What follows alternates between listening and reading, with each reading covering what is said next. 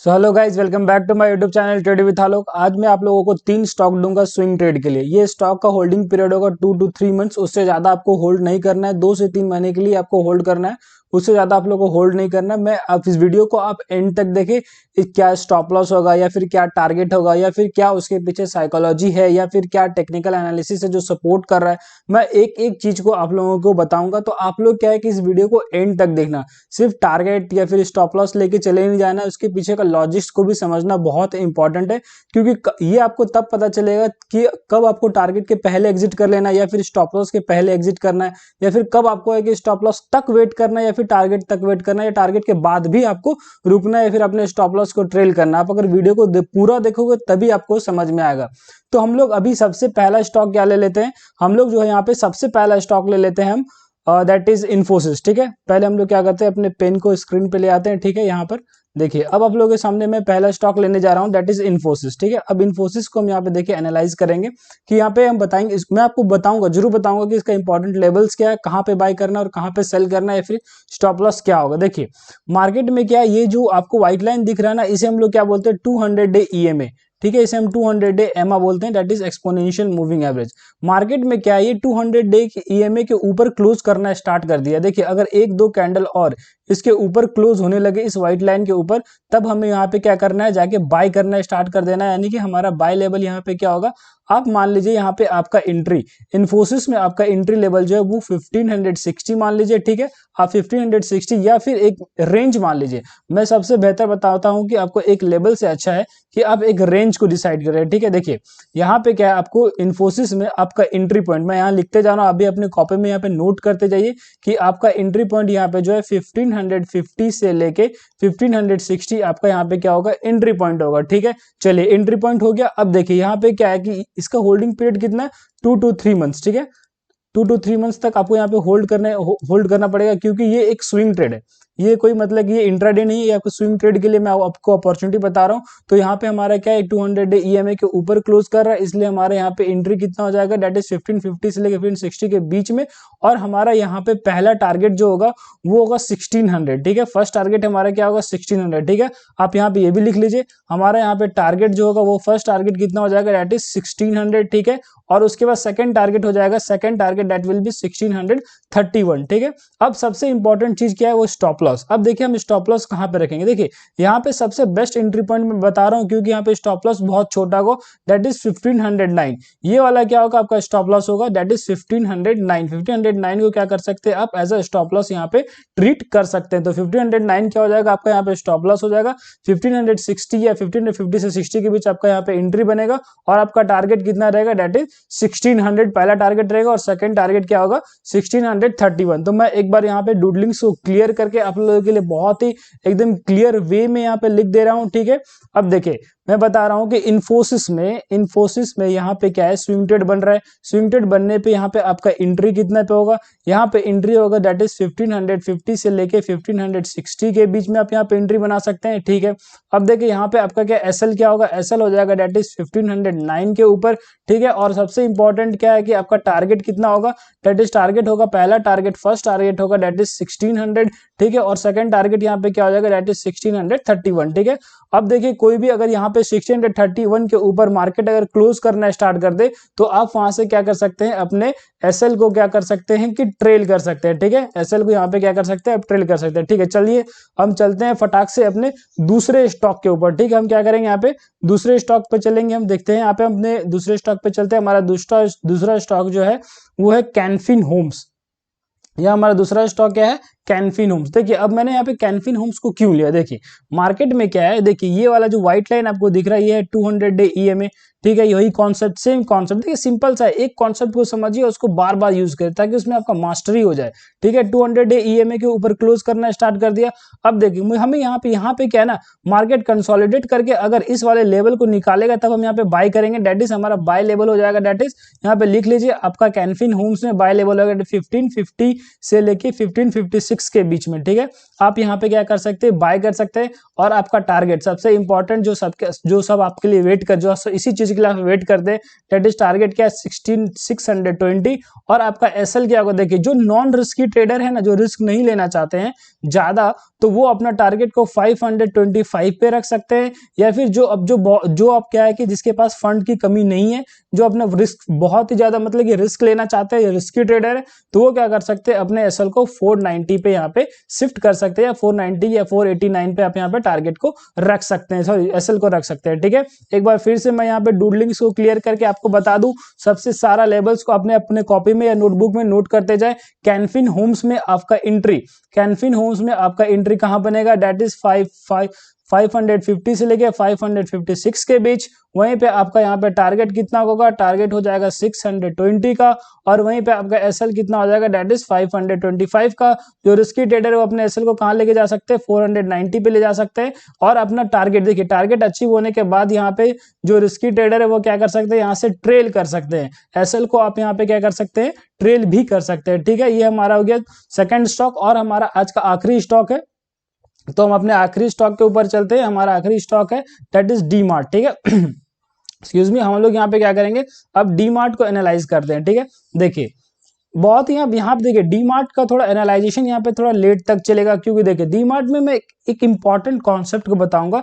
देखिए यहाँ पे आपको दिख रहा होगा, यहाँ पे एक गैप क्रिएट हुआ है। ठीक है, यहाँ पे एक गैप और यहाँ पे ये एक गैप। ठीक है, इन दोनों को गैप को क्या बोलते हैं पता है, इन दोनों को गैप को बोलते हैं रनवे गैप। इसे हम क्या बोलते हैं, रनवे गैप। ठीक है, रनवे गैप। अब देखिए मार्केट में रनवे गैप जब यहाँ पे डाउन ट्रेंड में था, और उसके बाद क्या अचानक से मार्केट में यहाँ क्या है, एक रनवे गैप क्रिएट हुआ। रनवे गैप क्रिएट देखिए क्या होता है ना, किसी न्यूज की वजह से क्रिएट होता है, या फिर मार्केट का या फिर किसी भी स्टॉक्स का बहुत ज्यादा फंडामेंटल स्ट्रांग हो जाए, तो उसके बाद वहां पे क्या होता है, या फिर इन्वेस्टर्स का क्या है, यहाँ पे उसका जो है कि उस स्टॉक्स के प्रति उसका जो क्या है कि एक पॉजिटिव व्यू हो जाता है, उसका पॉइंट जो होता है वो पॉजिटिव व्यू हो जाता है। इसकी वजह से क्या करता है, यहाँ पे मार्केट में अचानक से इन्वेस्टर्स जो है इन्वेस्ट करना स्टार्ट करते हैं, और मार्केट में क्या है कि एक वन वे मूव आपको यहाँ पे देखने को मिलता है। ठीक है, इसे हम रनवे गैप कहते हैं। देखिए अब यहाँ पे क्या है, जब मार्केट यहाँ पे डाउन ट्रेंड में है, और डाउन ट्रेंड के बाद मार्केट में क्या एक रनवे गैप क्रिएट, ये लिक्विडेशन को दर्शाता है। ये किसको दर्शाता है, लिक्विडेशन को दर्शा रहा है। देखिए अब मार्केट, अब मैंने इस स्टॉक को क्यों चुना, देखिए जब भी मार्केट रनवे गैप को क्रिएट करे, एग्जॉशन गैप क्रिएट करे, या ब्रेकअवे गैप को क्रिएट करे, तो मार्केट उस गैप को क्या करता है ना, फिल करने के लिए आता है। ठीक है, जैसे देखिए ये यहाँ पे क्या है, मैं अपने डूडलिंग्स को क्लियर कर दूं तब आपको अच्छा से समझ में आएगा कि मार्केट में देखिए, मार्केट में क्या हुआ था ना, कि मार्केट में देखिए यहाँ पे ये रनवे गैप क्रिएट हुआ, यहाँ पे देखिए ध्यान से देखिए यहाँ पे एक रनवे गैप क्रिएट हुआ, तो क्या इस गैप को क्रिएट भरने के लिए ये स्टॉक यहाँ पे ये नहीं आया, देखिए यहाँ पे आया ना, इसके वजह से यहाँ पे क्या, यहाँ पे लिक्विडेशन आया, यहाँ पे क्या, यहाँ पे एक और रनवे गैप क्रिएट हुआ, रनवे गैप यहाँ पे क्रिएट हुआ। तो देखिए यहाँ पे क्या, मैं आपको पेन को थोड़ा सा डार्क कर लूं, यहाँ पे देखिए यहाँ पे क्या है कि मार्केट में देखिए यहाँ पे इस जगह पे देखिए, यहाँ पे इस जगह पे क्या गैप क्रिएट हुआ, और इस गैप को किसने फिल किया, इस वाले कैंडल ने, ये 4 5 6 कैंडल ने इस गैप को फिल किया।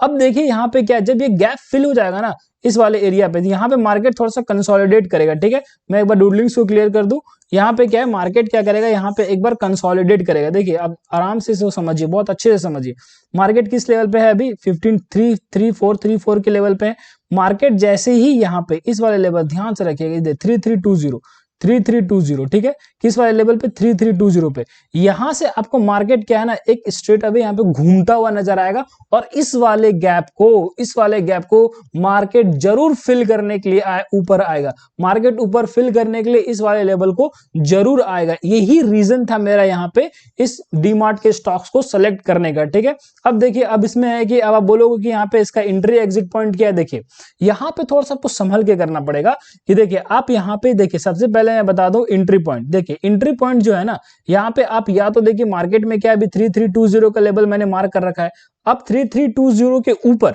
3320 के ऊपर क्या है, यहाँ पे एंट्री पॉइंट देख लीजिए आप, एंट्री पॉइंट, ठीक है, दैट इज 3320 के 20-30 पॉइंट अगर आपको ऊपर मिल रहा है तो आप वहां भी बाय कर सकते हो, सीधी सी बात है। या फिर देखिए अगर आप बहुत ज्यादा रिस्क लेना चाह रहे हो, आप वेट, आपके अंदर इतना पेशेंस नहीं है, तो आप क्या करो, 3400 के लेवल पे भी बाय कर सकते हो। ठीक है, अगर, लेकिन मैं तो नहीं बोलूंगा 3400 के लेवल पे बाय करने को, क्योंकि यहाँ पे बहुत ज्यादा अर्ली हो जाएगा। एक बार मार्केट को यहाँ पे सेटल होने दीजिए, मार्केट सेटल होता है, क्योंकि देखिए यहाँ पे है ना, इस वाले लेवल तक तो आएगा, क्योंकि ये मेजर सपोर्ट है। ठीक है, इस वाले, देखिए मैं आपको कोई एग्जैक्ट पॉइंट नहीं बता सकता, कि मैं भगवान तो हूं नहीं कि मैं आपको एक एग्जैक्ट पॉइंट बता दूं यहीं से मार्केट घूम जाएगा, नहीं, एक लेवल होगा।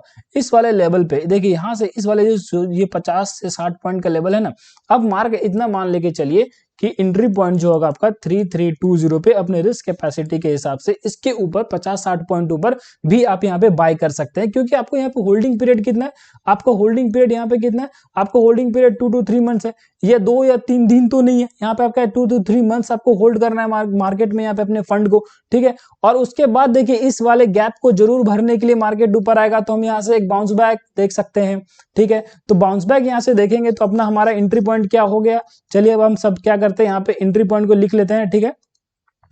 हमारा एंट्री पॉइंट यहाँ पे क्या हो जाएगा, दैट इज एंट्री पॉइंट, ठीक है। हमारा एंट्री पॉइंट देखें यहाँ पे एंट्री पॉइंट कितना हो जाएगा, दैट इज 3320 के ऊपर 30 to 40 पॉइंट्स हम लोग यहाँ पे ले सकते हैं, ठीक है। आप ये लिख लीजिए एंट्री पॉइंट यहाँ पे पहला पॉइंट, ठीक है। दूसरा पॉइंट आपका टारगेट, देखिए टारगेट आपका हो जाएगा 3846, ठीक है। आपका 3846 आपका टारगेट हो जाएगा। और देखिए यहाँ पर आपका एसएल छोटा होगा, एसएल इसलिए छोटा होगा, देखिए एसएल छोटा होगा। और देखिए एसएल क्या है ना, अपने रिस्क के कैपेसिटी के अनुसार देखिए, ठीक है। मैं तो आपको बोलूंगा 5% to 10%, 5% to 10%। अगर आप इससे ज्यादा रिस्क तो कभी मत लो अपने कैपिटल पे, जितना आप एक बार में इन्वेस्ट कर रहे हो उससे ज्यादा एक बार में इससे ज्यादा रिस्क तो लो ही मत, आप कभी मत लो इससे ज्यादा रिस्क, ठीक है। आप देखिए यहाँ पे एसएल इससे छोटा हो कि इस वाले रेजिस्टेंस, इस वाले सपोर्ट लेवल को अगर ये तोड़ देता है ना, तो यहाँ पे क्या हो जाएगा कि यहाँ पे ये जो है आपका यहाँ से सेलिंग मोड में, इसका सेलिंग मोड क्या है, ये सेलिंग मोड इसका कंटिन्यू रहेगा या फिर सेलिंग मोड इसका यहाँ पे ऑन हो जाएगा, ठीक है। तो मैंने आप लोगों को यहाँ पे 3 स्टॉक बताया, ठीक है। सारे स्टॉक्स को आपने इंपॉर्टेंट लेवल्स नोट किए। सबसे पहला स्टॉक क्या बताया, इन्फोसिस बताया, ठीक है। दूसरा स्टॉक क्या बताया, कैनफिन होम्स बताया, ठीक है। तीसरा स्टॉक क्या बताया, डी मार्ट बताया, ठीक है, डी मार्ट है। तो आप इन सभी स्टॉक्स को मैंने आपको एक लेवल दिया, ठीक है। अब आप क्या करो, अब आपका काम क्या होता है कि आप इस सारे लेवल को लिखो और लिखने के बाद खुद से एक बार एनालाइज करो, खुद से एक बार एनालाइज करो, रिस्क टू रिवॉर्ड रेशियो निकालो, आपको कितना पे ट्रेड लेना है या फिर कितना पे ट्रेड नहीं लेना है, या फिर वो कौन सा ऐसा लेवल है जो आपको शूट कर रहा है, या फिर इससे ज्यादा मैं रिस्क नहीं ले सकता, या फिर यहां तक मेरा टारगेट होना चाहिए। देखिए इसमें मैं फिर से बता दूं, आप यहाँ पे क्या कर सकते हो कि आपका एंट्री पॉइंट डी मार्ट में आपका एंट्री पॉइंट 3320 के 20 to 30 पॉइंट्स ऊपर हो सकता है, ठीक है। आप यहाँ पे टारगेट कितना का बुक कर सकते हो, टारगेट 3846 आपका टारगेट हो जाएगा यहाँ पे। और आपका यहाँ पे एसएल कितना होगा, 5 to 10% ऑफ योर कैपिटल। आप अपने रिस्क कैपेसिटी के अनुसार देखो, जैसे ही मार्केट 3320 के लेवल को ब्रेक कर दे कंफर्टेबली, एक बेयरिश मारूबोजू कैंडल के साथ, एक कंप्लीट बेयरिश कैंडल के साथ, तो आप क्या कर सकते हो कि यहाँ पे आप इसे सेल कर सकते हो, या फिर आप इसे कंसीडर मत करना, इसे मत लेना, ठीक है। तो आपको मैंने हर एक कंडीशन बता दिया, कब आपको लेना है कब आपको नहीं लेना है, तो सारे पॉइंट्स को मैंने यहाँ पे क्लियर कर दिया, ठीक है। तो अगर आप इसी तरह से ट्रेड चाहते हो या फिर मेरे साथ स्टॉक्स को चाहते हो, रिकमेंडेशंस चाहते हो, तो आप मेरे वीडियो को लाइक शेयर और सब्सक्राइब करो। मिलते हैं नेक्स्ट वीडियो में, तब तक के लिए ओके बाय।